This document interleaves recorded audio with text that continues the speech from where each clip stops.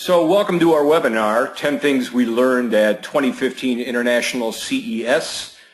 I'm Fred Jacobs, and yes, I survived Las Vegas first week of January, where 159,999 other attendees from around the world gather every year. If you've ever been to a conference in Vegas, I know many of you have been to the NAB, you know just how massive the convention center is. Well, CES is all that, and it occupies about another half dozen hotels and conference centers in and around the Strip. A couple of little fun facts about CES: it would take about 393 basketball courts to cover the 1.85 million square feet of floor space that is CES. There are over 20,000 products on display, and this thing has just grown just so hugely over the years. 17,500 people showed up in 1967. Today, as I mentioned, 160,000. This is truly an amazing spectacle of gadgetry, but more importantly, innovation. So Paul and I have been going for the past 6 years since we started Jake Apps and started our relationship with Ford. Every year we learn a great deal about the world of consumer electronics, but the cool part is what it means to broadcasters. So for the next half hour, we're going to take you backstage at CES, maybe connect a few dots along the way, and give you an idea of some of the bigger themes that might affect your world this year and in the near future. We've got some cool stuff to show you, but really what I think this is about is really the present and future impact of technology on radio listening. Clearly, you'll see a lot of indications of more choice and personalization.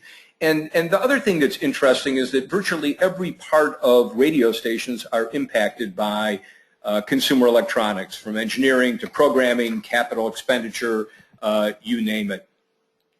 So that's me on the right. You know me. The guy on the left, though, may or may not be familiar to you. It's Jerry Lee, who is the owner of WBEB in Philadelphia. He's one of the most interesting people in the radio business today. If you've ever spoken to Jerry or worked for him, you know he's an innovator, he's a philosopher, he's a researcher, and he really puts his money where his mouth is. For Jerry, it's really about making the radio industry a better place, and he always has all kinds of interesting initiatives going on, from using facial reaction testing to measure consumer response to commercials, or working with Nielsen and Arbitron back in the day to improve the rating system. So just to put it in perspective for you, as I mentioned, this year was my 6th CES. For Jerry, it was his 48th.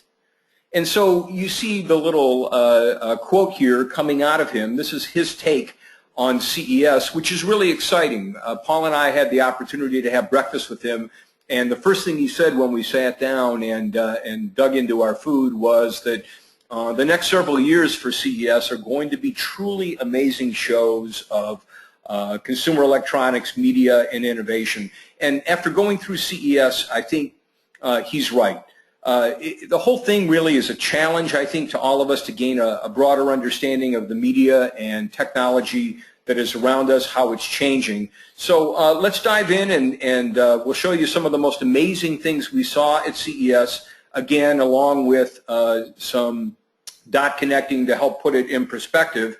But first, I wanted to start out with some of the innovations that really aren't very innovative, or perhaps they're innovative, but they are some of the dumbest ideas that we saw this year at CES.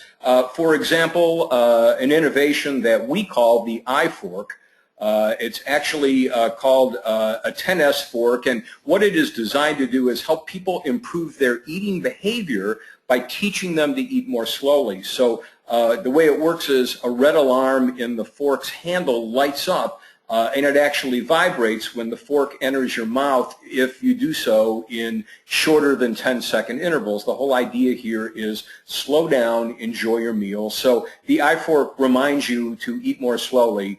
Not sure this is exactly the technology that we need. Check this out. This is called a Tech Sling holster that allows you to carry a tablet sort of sidearm style, but you can imagine somebody walking into a restaurant or a bank or a school wearing one of these. Yes, if you look closely enough, you can see that is a tablet in there, but obviously these days, this might not be the smartest device to wear into a public place. Robotics was a huge theme at CES, and of course, not to be outdone, here is a robot that is programmed to play beer pong. That is clearly a critical technological development. As you can imagine, huge crowds were around this device, not really. And then finally, why didn't we think of this? This might have been the worst of show, something that we've all been dying to do, play video games on a device that is actually a small running shoe. Yes, too bad that the brilliant minds at JCAPS did not think of that. So obviously not everything at CES was breakthrough, cutting edge, or even sensible, but there sure was a ton of it, and really after spending 3 days running around throughout the area, we saw just about everything. So let's get to our top 10 developments of CES. And the first one is that innovation is in the air. And really the wonderful thing about CES is that there are just thousands of companies displaying their latest and greatest. And really along with that kind of comes this palpable vibe, a true feeling of innovation and excitement that just permeates the place. It's a reminder really that we are living in really remarkable times when it comes to media technology, connectivity, and all of that is really vividly on display at CES. 3D printing was a huge buzz. It was all over the place. This is a Stegosaurus skeleton made by a 5th generation MakerBot desktop 3D printer. So this ability to just make stuff from a machine is obviously going to be a huge deal. Whether you're spending months in a NASA space station or building prototypes of new devices. Drones were obviously huge and on display just about everywhere. This is a photo of people taking a picture of the Harwar Ace unmanned aerial vehicle, or UAV, at CES. Again, lots of drones on display. The FAA aside, and by the way, they were at CES, you can expect a lot of these things flying all over the skies. I love this. This is a virtual window shopping technology from Toshiba. It's not perfect, but it's really cool. It allows a consumer to be able to virtually try on an article of clothing while they're just standing there in the window. It will also email or text a picture of the wearable for you. And of course, if you actually want to walk in the store and buy it, you can do that too. But really an interesting way of combining technology and shopping in a very, very convenient way.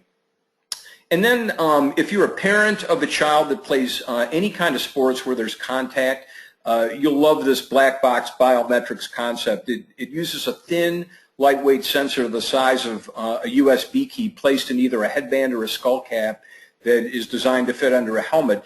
And then when the sensor actually detects a significant impact, whether it's a knee to the head during a wrestling match or a poorly executed header in soccer, it will relay that information to the sidelines, and then a coach or a parent can monitor the situation on a tablet or on a phone, and this is done player by player. The system actually will log the severity of impact and the frequency and whether or not the player needs to be pulled from the game. So really, you know, the overall vibe at CES is that there is just so much innovation, so much excitement, and really this is something that we need to encourage in the radio business. Many of you know on our blog, we started a feature called Radio's Most Innovative this past August, where we are shining the innovation light on really cool ideas from the past and the present. And the whole idea for us doing that really is, again, to really stimulate more innovation in the radio industry. Well, you hear a lot of talk about the Internet of Things, where devices are all interconnected and talk to each other without our help. Really, in an ideal Internet of Things world, your car would tell your house that you're 5 minutes away, and then, of course, turn on the air conditioning in the hot months and the kick up the furnace in the cold months, or put on the lights in the house to greet you. or maybe an alarm on your smartphone might trigger the blinds, the oven might turn on to start that turkey roasting, whatever it may be. The real missing and crucial piece of the Internet of Things puzzle has sort of been the lack of any kind of unified platform that handles the talking between devices, particularly between different brands of products. And it really feels like a lot of that is set to change this year and perhaps next, thanks to the weight of Apple with its HomeKit platform, Google's Nest, and Samsung's SmartThings. So again, a lot of emphasis on the smart home and all of these devices talking to each other. Believe it or not, at the LG exhibit, where we saw some of the most amazing televisions and electronic media gadgets, some of the biggest lines were around these washer-dryer combinations, again, connected to a smartphone app, of course, which even notifies the user about the status of the washer and dryer and are you running out of detergent. I mean, this is really where a lot of these things are going. Here is Lenovo, right? You know them as a computer manufacturer. This is Perfect Bake, which lets the home baker know when to stop adding ingredients and can also recalculate any recipe depending on how many people you are actually preparing the dish for. And then, of course, fitness was a huge thing. There were just scores of ellipticals, spin bikes, those types of things. Gone are the days, really, with the digital readout right on the bike that you just kind of look down at. Now there are apps connected to all of these devices that do everything here, from keeping track of your workouts to your overall health and fitness. So again, the Internet of Things is really the Internet of everything. That really is the big takeaway from all of this. And then there was the 800-pound gorilla at the Las Vegas Convention Center. Again, 160,000 people from around the world are looking at all these different gadgets and devices, and there was one brand name that kept coming up over and over and over again, and that brand name, of course, was Apple. And what's interesting is that Apple was everywhere, but they weren't there. They don't come to CES, but yet they have just an amazing presence there. There are thousands of companies displaying Apple-related products that are for iPads, iPhones, iPods, Macs, not to mention just how many smartphone apps that are helping to run gadgets using iOS 8 features. We talked to a rep from Martian Smartwatches, which you'll see in a few moments, who told us that when it comes to new features for their techie timepieces, they've stopped trying to develop them internally. What they do is wait for a new Apple operating system to come out. They study its new features, and then they integrate the best of them in their watches. So while Apple may not have physically been at CES, they may have had more presence and influence there than any other brand. And that kind of leads us to our fourth takeaway, which is really all roads leading to the smartphone. You kind of figured we were going to get here, especially talking about the Internet of Things. But the next big thing is kind of the same old thing, and that is really the ubiquity of smartphones and tablets that help us connect just about everything, and they are getting really cooler. This is the Dell Venue tablet. What's interesting about this is that it is the world's thinnest. It is also very, very light. This is really a beautiful device. This is the Aquos Crystal phone by Sharp, a company that really doesn't make a lot of phones, but what's cool about this is it's got that edge-to-edge display, very, very clean-looking design. We'll talk about that in a bit as well. It was actually the topic of our blog post this morning. It continues to play a major role in many of the devices that you see at CES. This is the LG HomeBot robot vacuum cleaner controlled with the smartphone that you see there using, of course, an LG Connect app. This thing's interesting, though. It has a front camera, which means it not only vacuums but can actually act as a home security droid and send you photos of movement that is going on in your home or apartment or your condo to your smartphone. And then not to mention this, this curved phone by LG called the Flex is just a beautiful device. It feels great in your hand. It even has what they call a self-healing back, which means that you don't need to really hide this in a case. It just looks and feels so great without it. The phone itself has some imperfections, of course they all do, but this is a very cool phone that was a conversation piece if that's what is important to you. So again, you know, the move to mobile for entertainment, radio, and of course television as well, a huge CES theme, and it's not slowing down. It is a major part of our company's business planning and really all of our content creation and distribution and audience growth and development. Again, it is really all about mobile and the importance really of having a mobile strategy for your brand and of course for your company. You're not surprised by this one. Smartwatches are getting smarter and more interesting. A huge buzz at CES was all about wearables of various kinds, and really everywhere you went, this was really something that people were talking about throughout the convention center and some of the satellite display areas as well. There seem to be two questions here. One is whether a smartwatch can become a mass market item like a smartphone or a tablet. And then the second question is, will the Apple Watch change everything about where the space is headed? So, of course, CES was in January. The Apple Watch was just released last week. So a lot of what I'm going to show you here is pre-Apple Watch, but this will kind of give you an idea of where the space is at this moment and perhaps where it's going. This is the SmartBand Talk by Sony. It's a waterproof device that gets connected to your smartphone, and it tracks your movements, your communication, your entertainment. It's really more of the first wave of these wearables, kind of geared toward fitness, but it will take phone calls and incoming notifications. It already looks a little dated, though, doesn't it? Biggest advancement this year, I think, was the combination of function and fashion, and you can see that in this Guess Watch. It's nice looking, and you would really barely know that it's a smartwatch. Same thing also with this watch by Martian, who I mentioned before. We spent a lot of time with them, and it's really fascinating to hear their story.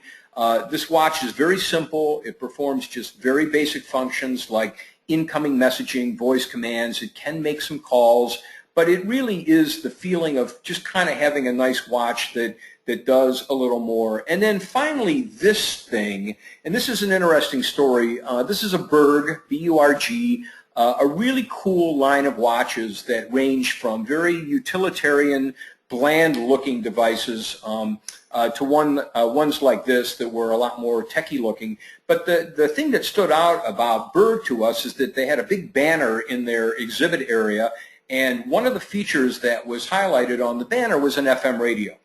So we asked to see the smartwatch with the FM radio, and it took them 15 minutes to try and figure out which smartwatch it really was, and finally you can see it was this model here. This prompted the guy from Berg to turn to me and Paul and go, what is it with you guys in radio anyway? But bottom line is that all these smartwatches, we really would love to have built-in radios like this model here, and obviously we're not sure where any of this is going to be headed because, as we know, the real movement in this space, as I kind of alluded to before, just happened last week with the release of Apple Watch. And obviously, Apple worked very, very hard to make sure that there were some breakthrough features on this product, from ease of use to maybe ultimately making our iPhones less present. I mean, part of the idea here is that you'll be able to actually leave your phone in your pocket or your purse. Fitness, clearly, you can see on the left-hand one there, part of the theme, but so is connectivity, real frivolous kind of stuff like you can see in the middle display, and obviously payment is going to be a part of this. There are 38 different designs here, and a lot of people are saying this is very un-Apple-like because Apple, up to this point, pretty much releases one thing and it's good enough for everybody. But we think they have clearly made the conclusion that because this is a wearable, it's not something that you stuff into a backpack or a briefcase or a pocket or a purse. You wear it. And they want this to become a mass market product, which is why design is absolutely critical to the success of Apple Watch. So we will see. Well, one of the things that has been happening in the consumer electronics space over the years is that as things advance, unfortunately, they become much more complicated, and yet there seems to be a growing theme among manufacturers, designers, and engineers that they have heard the consumer message that things have gotten just too complex for many people, and so there really does seem to be a movement to kind of dumb things down and simplify these. And it starts right here with TV remotes. They have clearly gotten out of control, as we know. The one on the left probably resembles one that you have at home. The one on the right is a much simpler dish remote, fewer buttons, and ones that make most sense. Well, you can't say simple better than naming your product Simple TV. This is one of those devices that could replace a cable box by combining an HD tuner and a DVR in one small package.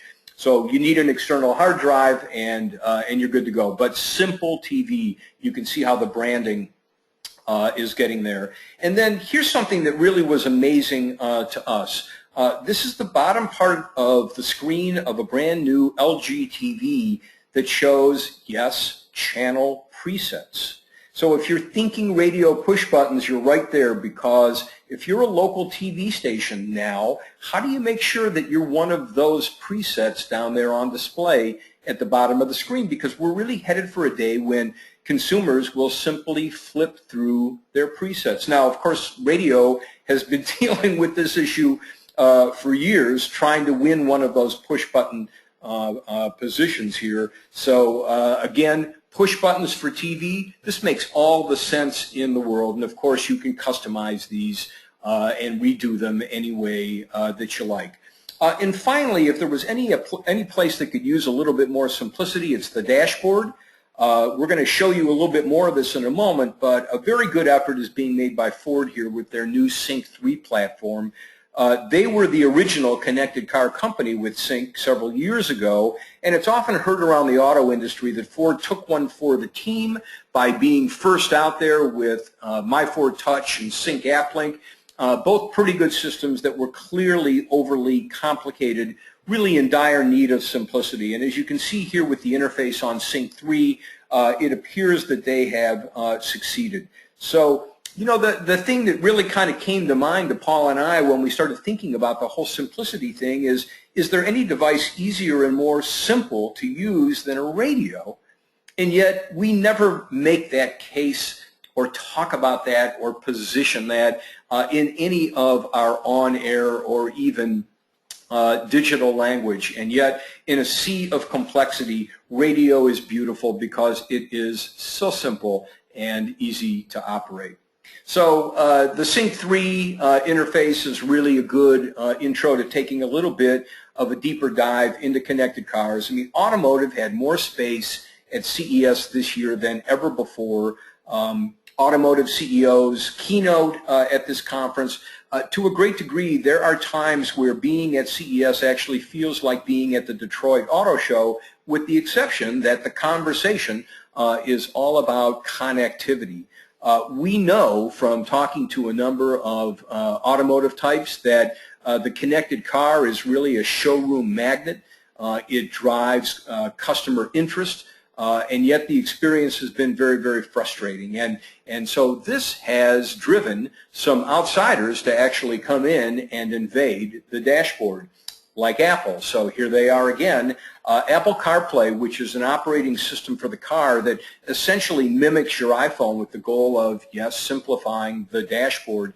And even though the car companies are going to continue to develop their own technology, we saw many, many of them with Apple's CarPlay already installed and ready to go in their center stacks. And you can see just how familiar and comfortable that looks to an iPhone or an iPad user. And not to be outdone, here's Android Auto, same deal, the companion system made by Google. We saw more and more vehicles at CES that offered both the Apple and the Android system, in addition to the OEMs, the car manufacturers, own platforms. But as we know, it's not just the manufacturers designing these systems. The tier ones are doing quite a bit as well. This is the open air 1.3 infotainment system that was on display at the Visteon booth.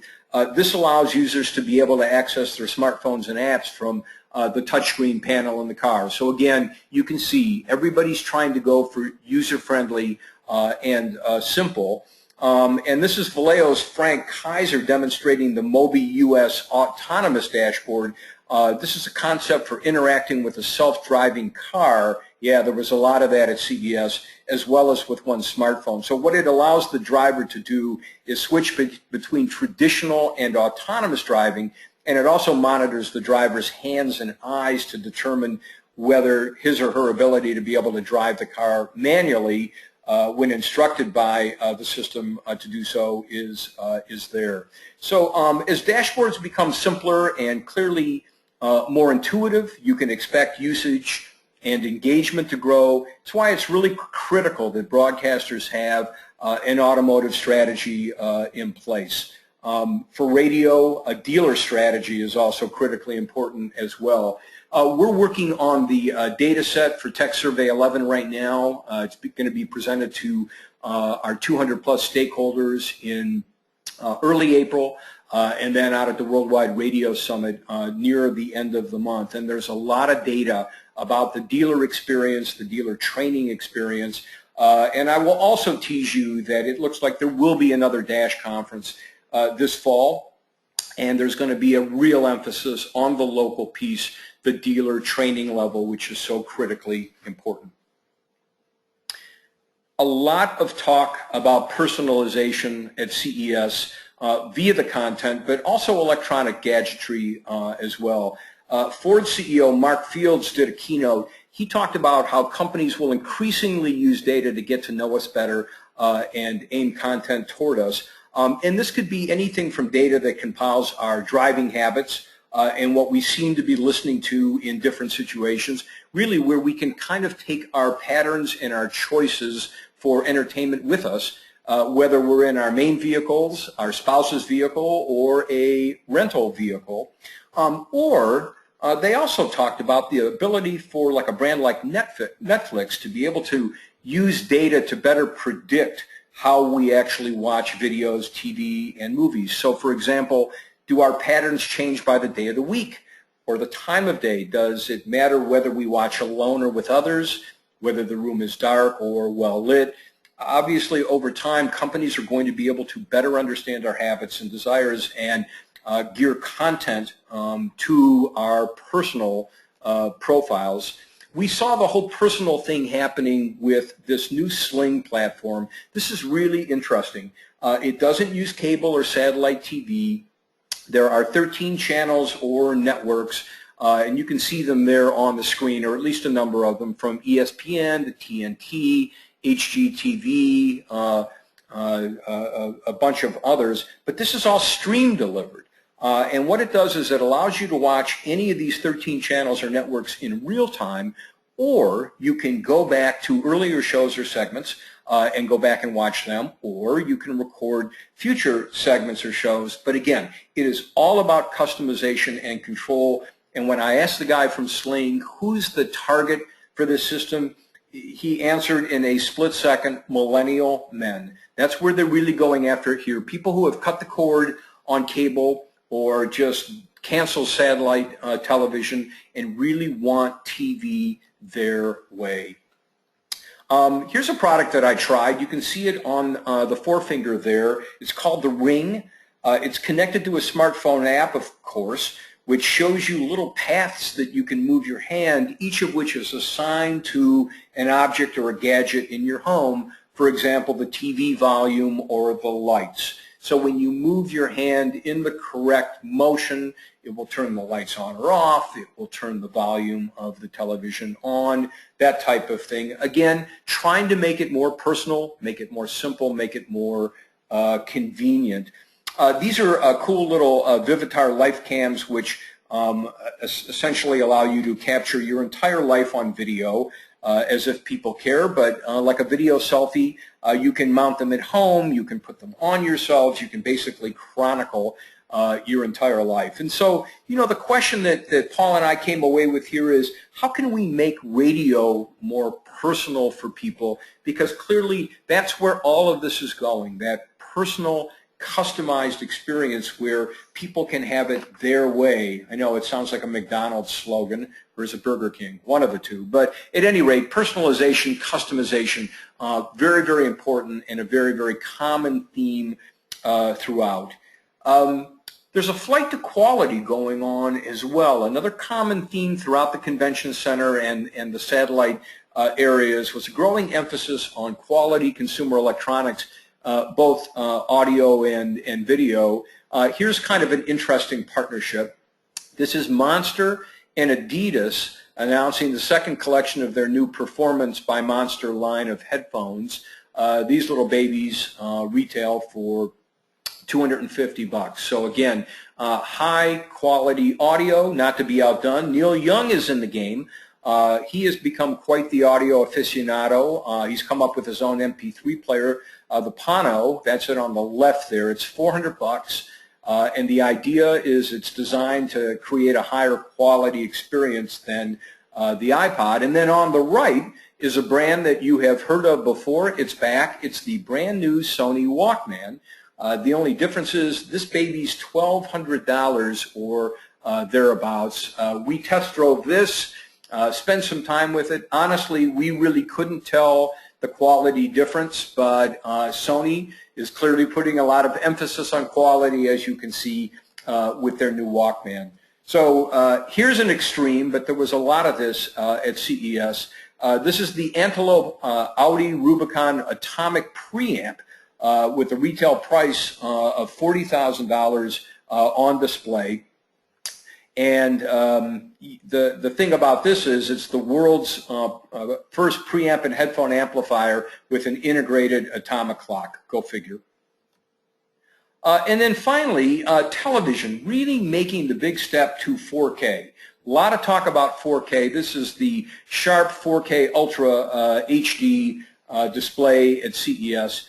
You know, the question you probably ask, even when you're just sitting at home watching your newish television, can TV get even better than it is now? And these consumer electronics companies really think so.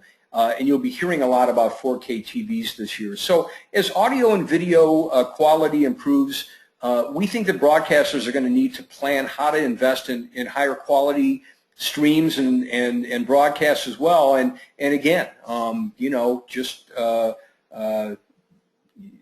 emphasis clearly on quality. And then finally, retro. Yes, oldies, classic rock. Well, it kind of made its way into design. There was a very retro feel to some areas at CES. We saw it everywhere. And what was wild was some of the brands from the past that you almost forgot existed, like RCA and Polaroid, and yes, Timex, which you see here, making, believe it or not, clock radios. Go figure. They were there at CES, and they weren't alone. Here's another one from Thomson, partnered, as you can see, with Coca-Cola, very blatantly there on top. They are not available here in the States yet, only in Europe, but it really was amazing among all these 4G or 4K TVs, drones, 3D printers, smartwatches, to actually walk around and occasionally bump into clock radios. Doesn't get any more retro than this. Underneath that box, this is another one of those Thomson things. You can see the ubiquitous Coke label there. There's a turntable under there. You open up the top of this kind of retro-looking device, which, by the way, plays radio stations, MP3 files, and everything else. And there's a built-in turntable that allows you to play something called a vinyl record. And then finally, not to be outdone, there was a brand new Mercedes. As you can see, what a rocket ship this thing is that was on display at CES. A beautiful vehicle, and when you look inside, you can really see just how retro the entire interior is, right? Two-tone seats, really looks like you're sitting in a 58 Thunderbird or a 62 Corvette. So retro looking items, and yes, even clock radios on display at CES. So let's wrap it up and go through our 10 takeaways. Again, innovation is in the air, and this is something that we want to encourage in the radio broadcasting industry. It is so exciting to be at CES because people are just so optimistic and upbeat about everything around them, and that clearly is a vibe that I think we really want to spread in radio. The Internet of Things, maybe it really is the Internet of everything, but more and more we are seeing just about every device, especially in the home, but of course in the car, being connected to one another. Radio needs to be part of that connectivity. And then, of course, the whole Apple effect. Even though Apple isn't there, they are there, really dominating a lot of the conversation. Some of it rumor, some of it fact, but Apple really playing a major role in the future of consumer electronics. And then, if you didn't believe it up to this point, the smartphone. It is just absolutely everywhere. It just seems that every device and gadget that you see in CES, there's a smartphone sitting right next to it with an appropriate app that allows you to be able to control the device. So the need for radio stations, radio clusters, radio companies to have a sound mobile strategy, very, very important. Well, will it be the next big thing or not? Well, who knows? Smartwatches, though, are clearly getting smarter, and now with the release of the Apple Watch last week, it will be fascinating to see what kind of impact this is going to have on all of us and on our smartphones. The rush to simplicity, very, very interesting here, and a great reminder to us in radio that it's good to be simple. It really is good to be able to just turn on a device, have it work the first time without any problems at all. It's the beauty of radio, and it seems like every other company and brand is really trying to figure out how to make their devices as simple as the radio. And clearly we believe that cars are getting more user-friendly. Not only are the OEMs, the manufacturers, really working hard to keep things simple, but when you start seeing CarPlay and Android Auto making their way into dashboard after dashboard after dashboard, you know that the power of smartphone connectivity and simplicity, it really is coming to cars in a real hurry. Then there's the personal and customization piece. More and more companies and brands and gadgets are moving here. This is something that has been a bit of a struggle for us in radio, and yet we know it's important for consumers to be able to personalize and customize their content as much as possible, whether it's through podcasting, different streams, those types of things. But again, the big emphasis on personal and custom. And then also, as we mentioned, that flight to quality, both on television and radio and sound, more and more devices, more and more gadgetry, really moving toward a more high quality experience. And then finally, retro. You know, it just seems you wait long enough, everything kind of comes back into style, and there really was a lot of retro at CES. So we hope this has been a helpful look at the world of consumer electronics, a very exciting, innovative, and forward-thinking place. It clearly impacts broadcasting in countless ways, as hopefully we pointed out to you today. And the more we learn and embrace these changes and innovations, we think the better we'll be able to adapt to the most important change agents out there, who of course are our listeners and our advertisers. So Lori Lewis, Paul Jacobs, Bob Kernan, who is the COO of Jake Apps, are all here to help you and guide you through the digital morass. If there's any way that we can assist you in clarifying or defining your design, your messaging, your strategy, we are here for you. So we appreciate you spending part of your afternoon or late morning with us. If you have any questions or comments at all, please drop us an email, fred@jacobsmedia.com. Be more than happy to answer your question or even represent this to a group of your stations or your employees. So thank you so much for being here, and hopefully we'll talk soon. Bye.